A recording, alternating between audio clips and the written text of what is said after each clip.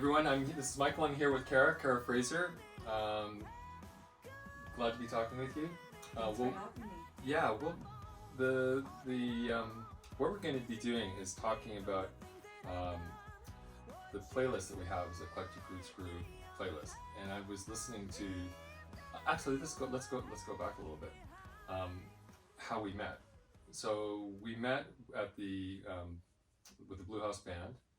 You're performing there as a background singer, and one of the interesting things that I have felt about the artists that show up, and I don't know if you feel the same way, that I mean, if you think about Nashville, you think, okay, country music, it's known for that Grand Ole Opry, but when all the artists that show up with the Blue House Band, they're nowhere near that. Yeah. It's kind of like a little bit of a mixture of style of, you know, if you think about, you have some guys that are playing pop music, blues music, funk music, you know, think of Jack Holiday, very kind of open jazz, kind of rhythmical, you know, funky kind of feel. So maybe if you can tell me a little bit what you think of what's happening in Nashville with that kind of sound, and then how is that influencing you? Sure. Well, I think in Nashville, it's getting more and more open every year that goes by that I've lived here. I've been here about 10 years, and I've seen that just the landscape sonically has really opened up, and you know, artists are blending in whatever genre that they want to into their sound, and I think that it's really exciting, especially as an artist that is not a country artist. Yeah. You know, to have that opportunity to give the audience something unique. And I think I speak for everybody in the Blue House community that gets on that stage, that there is space for you and there is room for whatever you want to do and whatever sound that you would like to create. It's influenced me because all through my journey as an artist and a songwriter, I felt honestly a little conflicted about, well, what do I want to sound like? Right. And you know, you hear it all the time in branding courses that you have to know what your sound as an artist, and you better find it quick. But you know, the truth is that takes time. Yeah. And I think that growing up as an you know, artistic leaning person, if you will, Right. that I absorbed so many different styles of music, and it all excited me. And so then I wake up and I go, oh my gosh, what do I do? And how do I make something of all of this? Right. But, you know, I'm grateful for all of the artists that are doing what I'm trying to do, you know, blend all of the things that they love together to be their true, authentic voice. Yeah. And so that's how it's inspired me living here, is like, it's okay to take your time in your journey, and it's okay to not know exactly what you sound like yet. Right. Yeah. And maybe we never will. Yeah. And maybe that keeps it more fun. Yeah. So how, I'm going to read a bit of your bio that you're from Florida. Yes. You started off. So when did the tingle of music occur? And then I read that you were lead vocalist for several bands. Yeah. So kind of tell me how that occurred, and then how that evolved to the change or the continuation of your style of music in Nashville. Yeah, sure. Well, when I was younger, my parents said I would just sing all day long. And I remember, you know, I'm sure it was very annoying, but bless them, they didn't say anything. They just let me do it. But then one time I got up at karaoke, and it was almost midnight, the end of the night. Every How Friday. old were you? I was 10. Whoa. Yeah, every Friday night, that is what we did. So my mom would take, you know, me and my brother, and then maybe some friends. Did your mom sing karaoke as well? No, well, she wouldn't admit to it, but her and her friends, after, you know, a beer or two, they would get up and do Brick House, you know, by the Commodore. So it's like nothing crazy. Right. But I'm convinced she actually can sing, and she's just hiding it from me. She's shy. But so yeah, my mom said, oh, well, I think there's something to what you just did up there. I sang My Heart Will Go On by Celine Dion. Whoa. Looking back, I'm sure it was a train wreck, but she must have heard something in there. And so she enrolled me in in voice lessons with Chris Rowe. Chris has a very, very successful studio in Jacksonville. Okay. To this day, and so. And you were 10 then? Yes. Whoa. Yes. And so I started singing around that age. Performing around that age, I should say. And then I remember my papa Herman, who's actually up in Nashville now, living with my mom. Your grandpa? Right. Mm-hmm. He's my mom's stepdad. Okay. He always did music my whole life, and he would, come up in his RV to visit us, and he would bring his guitar. And so I remember him showing me "Take Me Home, Country Roads," John Denver. Yes. And I was just fascinated. How is he playing this instrument, and how is he singing like this? And so then he asked me this was my first real performance, if I would come to their local Opry, where he was the leader of the band. And so when you say local Opry, yeah. Opry in Nashville? No, so this was in Tallahassee. Okay. It's called the Sop Choppy Opry. Wow. And it's still going, yes. That sounds cool. It's a mouthful, but it's still going to this day. Yeah. And so he had, it's kind of like Blue House Band. It's like, the house band. Yes. So he said, what 2 songs do you want to do? So I chose Crazy, Patsy Cline, and I Will Always Love You. Crazy. Yes, I love it to this Willie day. Nelson. Yes. Yes. And so I remember going up and singing and just being pretty nervous, but I did it. Yes. I was only 12. And my papa says, after the second song's done, you better get back out there. They're giving you a standing ovation. And I'm like, what does that mean? What does that mean? I've never heard of it before. I don't want a new ovation guitar. Yeah. I'm just like, okay, well, what do I sing? Yes. We didn't have anything prepared. Yeah. So guess what? I did sang I it Will Always again. Love You again. Right. They loved it. That's great. Bless them, yeah. Yeah. So they made me feel really welcome and really great about it.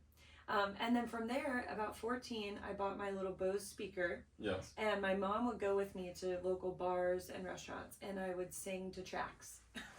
Oh, wow. And I did that all 4 years, of high school. Were you leaning even on the tracks that you were doing? Were you leaning to a kind of style of music that you liked, that you were gravitating to? And Absolutely. What was that style? Well, I would do like Black Horse and Cherry Tree, KT Tunstall. Mm-hmm. I would mix it up sometimes, with some older music and like some Bonnie Raitt, Can't Make You Love Me. Bonnie Raitt, oh my gosh. Yeah, I mean, I really slept on her catalog, but right now I'm obsessed with a lot of her songs. So, yeah. She just came out with a new album a couple years ago, yeah. Oh, I didn't even know. Yeah, it's really good. Okay, yeah. I'm gonna have to look that up. And then I started expanding out a little bit, like joining cover bands, performing weddings and private events. Yeah. And from there, I decided to go to Nashville. And So how old were you when you went to Nashville? I was 17. Whoa. And my grandma and granddad brought me, and they were a massive part of my life. They passed away a couple of years ago. But they So you lived with them? Well, so my grandparents moved up to Jacksonville, where I'm from, when I was 1.5. And then they lived right down the street from us most of my life. Okay. And so they were always babysitting us and, Got taking us to all of our activities and everything like Yes. that. But so I came up to Nashville, and I decided as soon as I visited Belmont that this is where I was going to go to school. And my grandparents and my dad, they made it happen. And so that's how I got to Nashville. Right.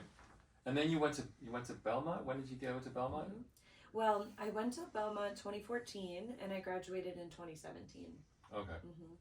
So I transferred in for my last 2 years. I stayed in Jacksonville to do some of my, community college credits and things like that. Yeah. So if you think about where your music was, 3 years ago, 4 years ago, even like the song that we're going to be doing, Dirty Water, which I absolutely love. I love all your stuff. But how would you say that your music is evolving from when you came to Nashville to now? And what is your feeling? Is it because when I look at your the Spotify and the writings about you, you're considered a very, very soulful singer with very kind of a knack for melodies as well. And when I listen to your arrangements, there's a bit of Amy Whitehouse in there. Yes. Oh, he strikes gold. Yeah, I mean, Amy Whitehouse, there's a kind of like a soulful, what is it? I mean, it's not like the female, don't get me wrong, it's not the female Dean Martin or the female, Frank Sinatra, but that has that kind of very classic, jazzy, soulful, Patsy Cline kind of, Nice. feel, Amy Whitehouse kind of feel, in your stuff. And then there's that song that you recently did with Jack Holiday, which is, very kind of soulful and melodic, and has a great backbeat as well. So, I mean, if you were to put together an album of 5 or 6 songs, which I think you can maybe talk about. Yes, I am doing now.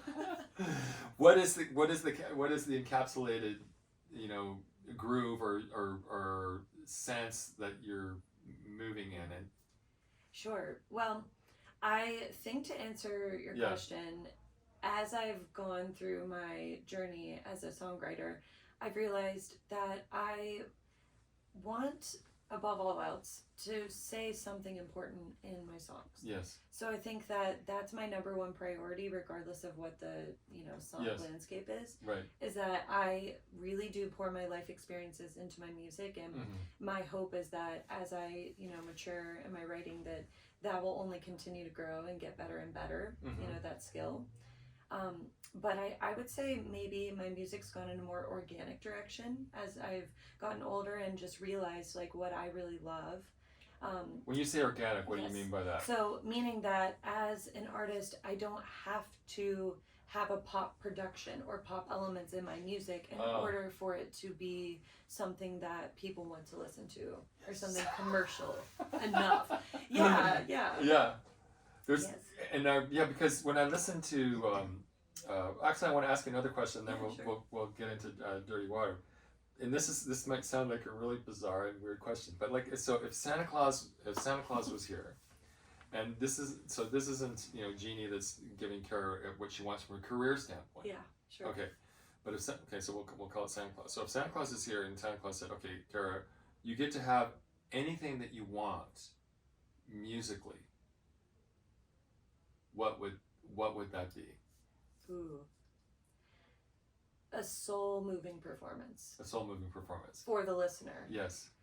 A performance that's just completely from my heart. So when I'm like singing in the booth, if you will, it's like I have no worries in the world. I'm just able to pour myself into that performance. And so I think the two go hand in hand. That would be the most important thing to me. Some productions that I really love. Michael Kiwanuka, he's an amazing artist, and I think that his record Love and Hate, it's like if I could have any record be my record, it would be that record. Okay, I'm gonna go run and listen to it. It's so good. Yeah, I've never heard it, but that sounds great. What's the feel that he gets on his? Well, it's almost orchestral in some ways, where like there, he'll have a 10-minute song, right? And the beginning is just like. It's just so moving, and you go, I don't understand how these musicians did this, or how did they remember all the things, but I imagine they had the arrangements completely prepared and written out, and it's very soulful. Right. I would say that maybe there's a little bit of jazz influence in the way that he approaches his melodies and things, but it's just very much his own performance. And I also think Ray LaMontagne, anything by him, that would be a dream if I could ever have a record that sounds like that. I love Norah Jones. Jones, yeah. Oh man, anything that would even get remotely close to how her records feel. So for me, it's more about like how does it feel for the listener, and how did it feel for me making it. In a different way, like Tracy Chapman. Oh, cool. Yeah. So the interesting thing about Tracy Chapman, and I can kind of correlate it to you and listening to the Dirty Water, and I'll tell you what the correlation is for me anyway. What makes Tracy Chapman sound for me so good is that the arrangement is very open. It's very clean. It's very bare, and then her voice on top of that melodically skates in and out of a kind of very percussive and driving kind of feel, but it's open and clear, and so your availability to her when you're listening to her is like it's absolutely immediate. That's good. Yeah. So and so getting to Dirty Water, I know it's an older song. The reason I love it so much, and I'll tell you the reasons, and we can talk a little bit more about it, is number one, it does have this kind of like a section in the chorus, which is there's a very driving backbeat. And then on top of that, your voice just kind of soars in and out against this very kind of a driving beat. Versus, and don't get me wrong, there's other arrangements that are very, very, very cool, where the arrangement is fluid, and you're fluid as well. So it's a complement of fluidity of one style with another, but it doesn't contrast to the same extent of what you do with your voice and how it soars and the soulfulness of it against something which is, you know, doesn't have to be totally blues or grinding Led Zeppelin. Don't get me wrong. But then there's something about the song of what you do in Dirty Water, which, you know, it's so appealing to me because it has that eclectic feel. It has a kind of like a when you're starting the melody, it's very soulful.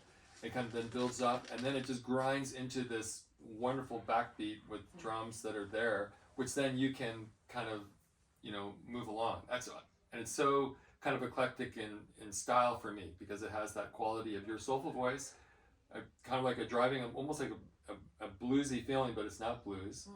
And there's this openness, which then with the drums and the bass and the openness of the arrangement allows you to, you know, move in and soar out. Cool, thanks, Michael. That's a great review of this. Yeah. So I really like it. And I love all your other stuff. But if it ties to this notion of eclectic roots groove, and when we talk about eclectic roots groove, it's, and maybe you can say, you know, is it happening? I'll nod my head, and you'll say it is. No, just is this, like we said at the very beginning, is that there's this new school of music where you have people that they come to Nashville maybe with a country idea, but then they're swooped in with this kind of bluesy players that are playing, Jack Holiday, funky jazz. You're very, you know, a soulful singer, and we're all influencing, you know, one another, which is creating this new school. I really call it this new school, and I try to put a name to it. And Eclectic Roots Groove is the one that I came up with, that I kind of feel it grabs it. So do you feel, as the question, do you feel like even when you're doing this new album, I'm going to try to pitch a song to you as well. I can't wait. I'm excited. Yeah. Do you feel that school of music, if it exists? No, Michael, it doesn't exist. You're full of crap. It doesn't exist at all. Or yes, it does exist, and I feel it's moving in that way.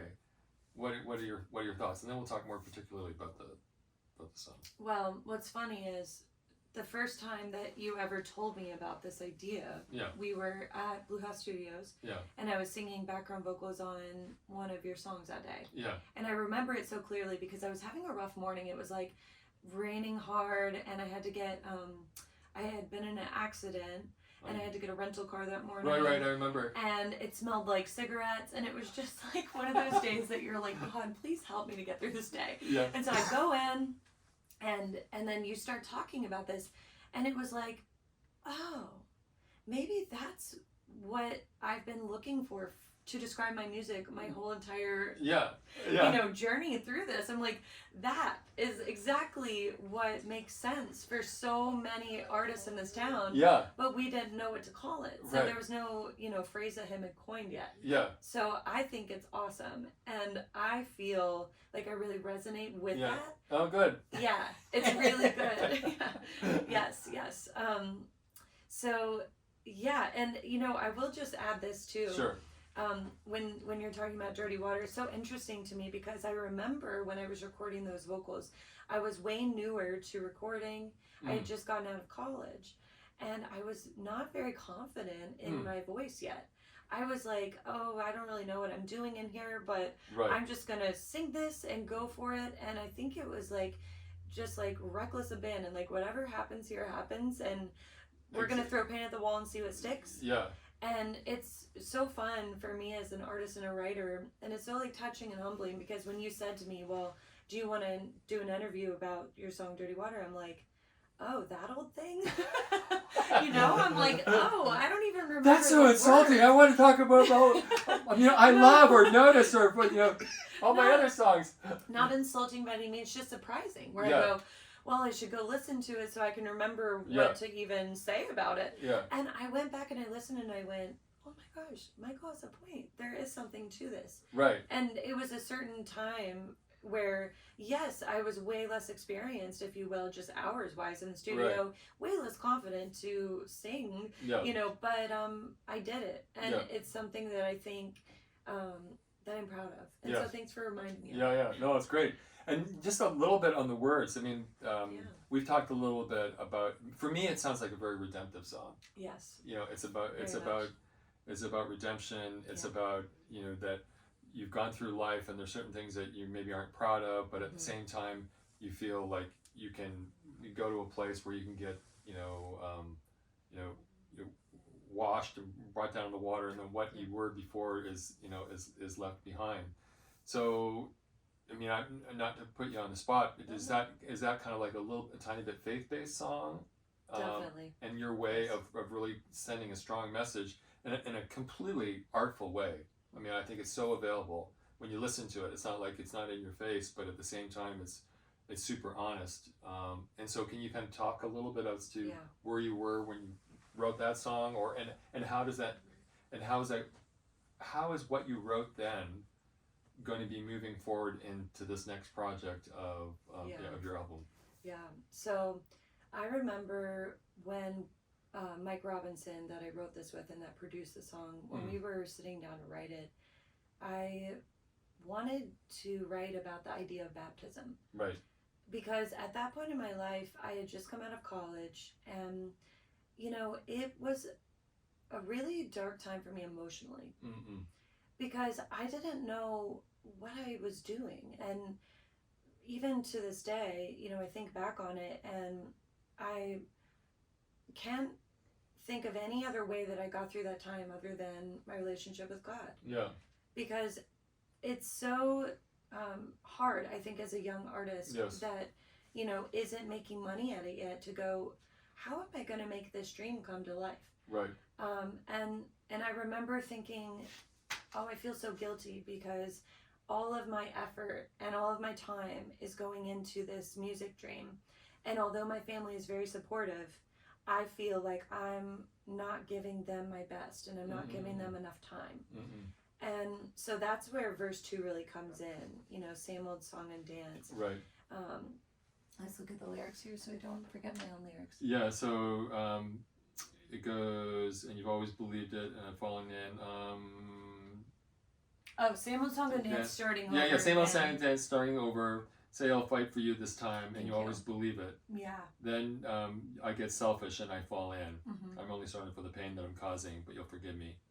Yeah, so is this whole idea of like, okay, what I considered at the time, I can wrong these people in my life, and I cannot give enough time to them, but they're still going to forgive me, and they're still going to love me. Yeah. And then it also reminds me of how, Jesus saves us even though we don't deserve it, even though we mess up so many times in our life. Right. And so it reminded me of not only my relationship with my family and my friends, but also with my Savior. Amen. And so it was like this cool, crossover where I went, oh man, this song has a double meaning to me. Yes. And I think it could to the listener as well. Yes. Yeah. No, it's awesome. And it's interesting. I remember this listening to this gentleman, and this gentleman said, I mean, there's a lot of people who are great musicians who feel, and this is not to say that this is wrong in any way, but that they can perform. They feel okay. They'll perform in a church for like 10 minutes and do their song, and it's really lovely. Yeah. But he basically said is that there should be more people that have a strong faith that actually should be out in the marketplace. You I know, love that. actually, you know, writing their stuff, and it doesn't mean that it's, you know, it has to be again in your face, but it can be honest. And this, like what I think about the song is that it's incredibly honest, artfully done. You know, it celebrates your voice and what you can do. And so I think it's lovely that you're doing that, and do carry on. Thank you so much. Yes. So Kara, thank you so much for this time, for this interview. Thank you for all that you're doing. Oh, and by the way, I will put a plug in. I'm actually studying with Kara. I'm studying voice with Kara because she has such a great voice. And there's another gentleman that I'm producing, Luke Wood, and he had basically said that he'd gone to see you for a couple of lessons. Or a lesson. I said, oh, wow, that sounds like a really great idea. And you really are a great teacher in what you do, and how you really allow the craft of singing come alive. So thanks very much. So thank you, Kara Frazier. Wishing you all the best. I'm looking forward to your next upcoming album, which hopefully I'll have. Maybe, not. And if it doesn't, it's totally okay. There's no pressure here whatsoever. But yeah, so we're looking forward to Kara Frazier album, and all the best to you. Thanks for having me. Okay, ciao.